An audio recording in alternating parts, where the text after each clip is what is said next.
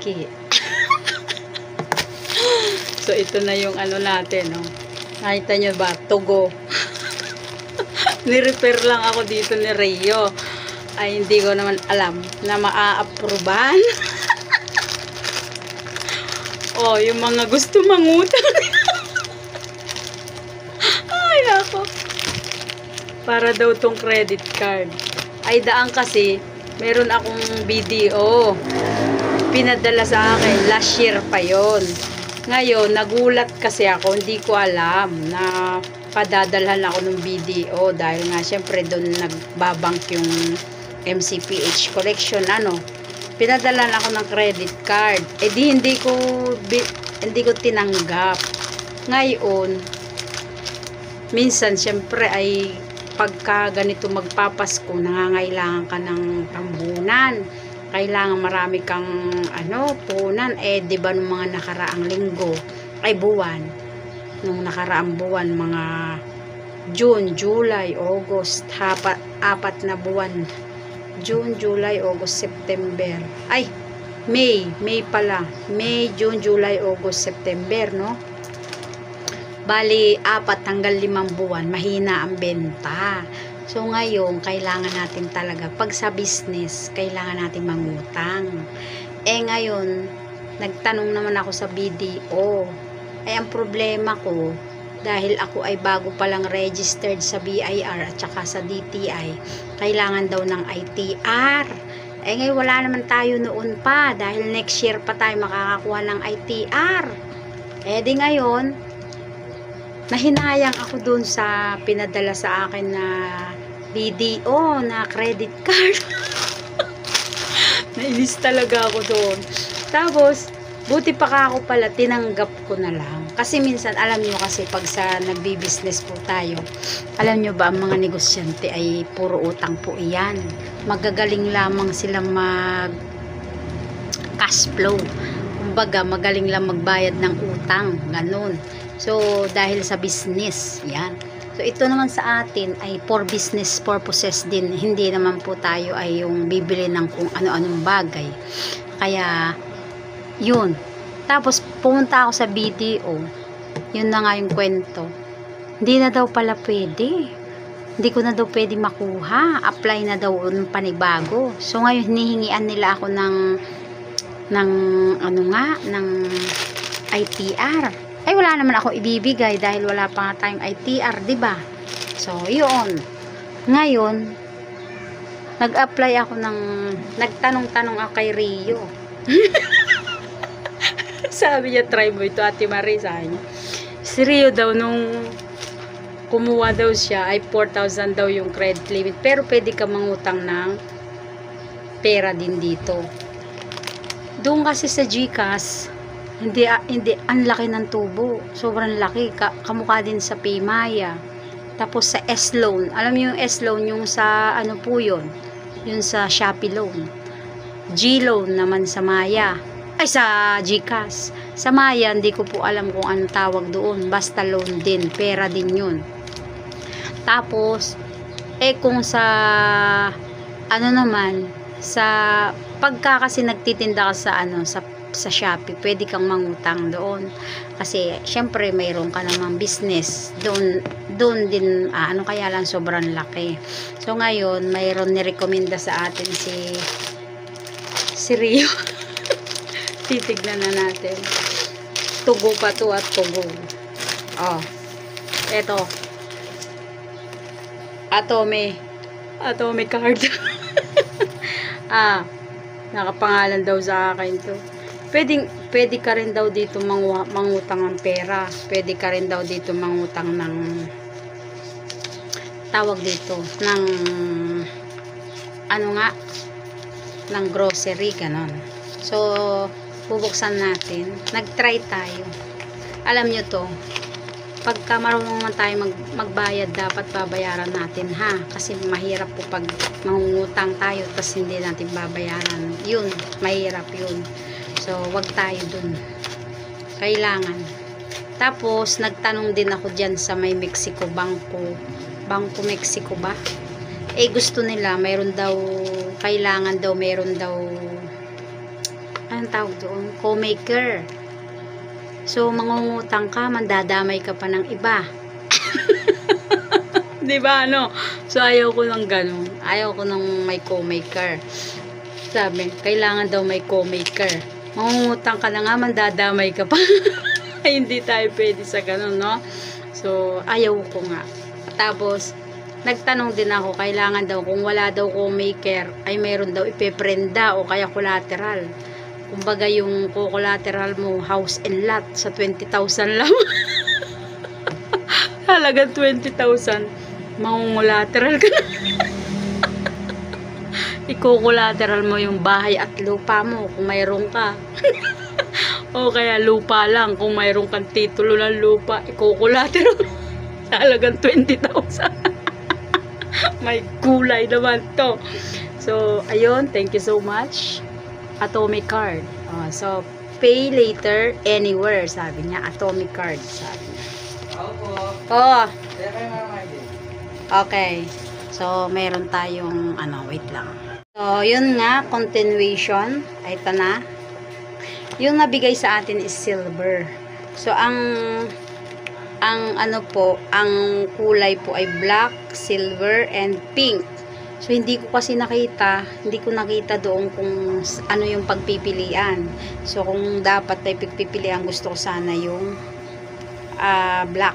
Kaso wala. So, ito, silver po. Silver yung nabigay sa atin. So, dito, ayon sa kanyang papel, how to activate your card on the Atomi. Select Atomic card on your home page. And then tap activate card, sabi niya. Enter the last 4 digits of your Atomic card and then set up a new 4 digits card pin. Sabi niya, kailangan daw meron kang 4 digits na Your physical and virtual cards will have different number. So magkaiba pa pala.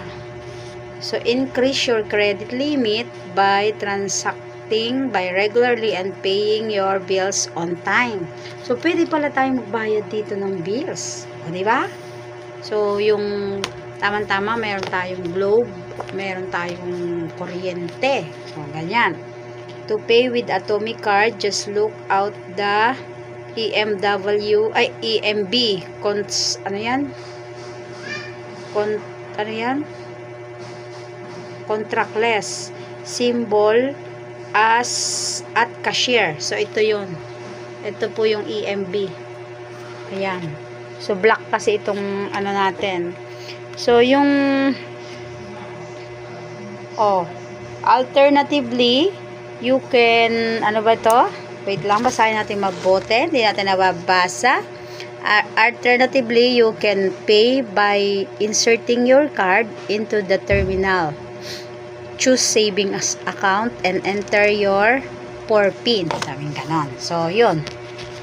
Tapos, yan nakapangalan sa atin. Tapos, nakalagay dito, accepted at all online and in-store MasterCard merchants. So, MasterCard pala siya. MasterCard. Kasi yung BDO na inalok sa akin, Visa card naman. So, hindi ko kinuha, alam nyo na hinayang ako. Pag pala in-offer kayo ng Banco de Oro ng gano'n, tanggapin nyo. Kasi, kumbaga, nagtitiwala sila sa inyo, kaya binigyan kayo.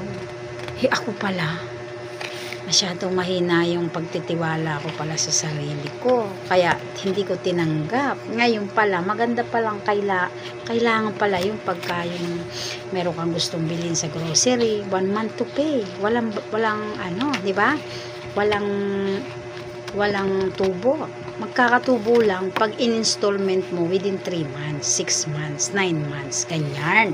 So, basahin ulit natin. No annual fees and hidden charges daw siya, si Atomic card. O, di ba? Saya. Tapos, pay later with 0 interest for up to 40 days. So, ito yung sinasabi ko sa inyo. Sabi niya up to pay later with 0 interest, di ba? Excuse me. So, pwede mo pala siyang magamit, mangutang ka sa grocery, kunyari mag-grocery ka, so mangungutang ka doon ng worth kunyari, itong nabigay po sa atin is 12,000 pesos credit limit. Pero, pwede mo pala ito magamit within 40 days na walang tubo. O, diba? So, ang ganda nun. Ganda nun na. Or enjoy up to 6 months flexible installment. So, doon sa 6 months, ang alam ko na po dito, mayroon na po siyang tubo within 3 months, 6 months. Yan, may tubo na po yon. Pero, dito po sa, ang alam ko, wala naman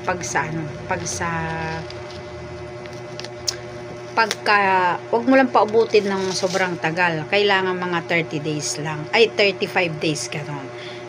Oh, so, dito naman sa likod, hanapin natin. Mayroong pangalan dito. Ayan, may nakalagay na pangalan ko. Tapos, ayun, AUB. AUB. Powered by AUB Bangko talaga po siya. So, legit. Very legit po. Ang pangalan nito, yung Asia United Bank. Dito sa amin, meron dito sa may intersection, Asia United Bank. So, sa Angeles din meron. Tapos, i-check nyo lang kung ano yung AUB Bank na malapit sa inyo. Ganun. Dito sa amin, sa intersection, malapit siya. So, ang nakalagay naman dito, valid until, sabi niya, October 2029. Oh, ano ngayon? 2024, 25, 26, 27, 20, 5 years? Ang tagal. Ang tagal niya, ha? 5 years siya. Oh, ang ganda niya. Ang ganda niya. So, yung mga gusto. Tapos, alam nyo ba may promo pa dito si Atome na pwede ka daw manalo ng iPhone kapag ka ikaw ay naka 40 invites, no? So, kung mayroon kang invites, i-invite mo na lang, i-invite. Pero, pipiliin mo lang din yung yung marunong magbayad. Huwag yung hindi marunong magbayad. Kasi baka mamaya, kawawa naman yung AUB. Di ba? Kawawa naman yung AUB. So, ito, thank you so much, Atome. Di ba? Mayroon na tayong Atome card. So, legit po siya. Legit po pala siya. So, ito, ang ganda niya. Silver itong nakuha ko. Dapat pala, yung black. Maganda po pala yung black. O tsaka yung pink. Kaso, anong nakuha natin? Silver yung binigay sa atin. Actually, hindi ko po kasi nakita kung anong kulay yung gusto mo doon. Hindi ko po nakita. So, ayan siya. So, ilalagay ko po sa baba yung link. I-check nyo na rin po kung gusto ninyo. At tapos yung mga gusto mag-message kayo sa akin, bigyan ko kayo ng link. Diba? Para, usapang utang po ito, ha? Usapang utang. Kailangan marunong bayad dito. Pag hindi, ikukulong ka. Actually, hindi naman daw nakukulong ang nangungutang. Kaya lang po, pagka, siyempre, pumirma ka, ibig sabihin, makukulong ka. Yun. Pagka may pinirmahan kang papel. So, ngayon, ito kasi, pag ginamit mo ito, siniwipe mo sa mall, siniwipe nyo po sa mall, di ba, pinapapirma? Ibig sabihin, alam mo yung inutang mo. Ganon yun. Kaya kailangan babayaran natin.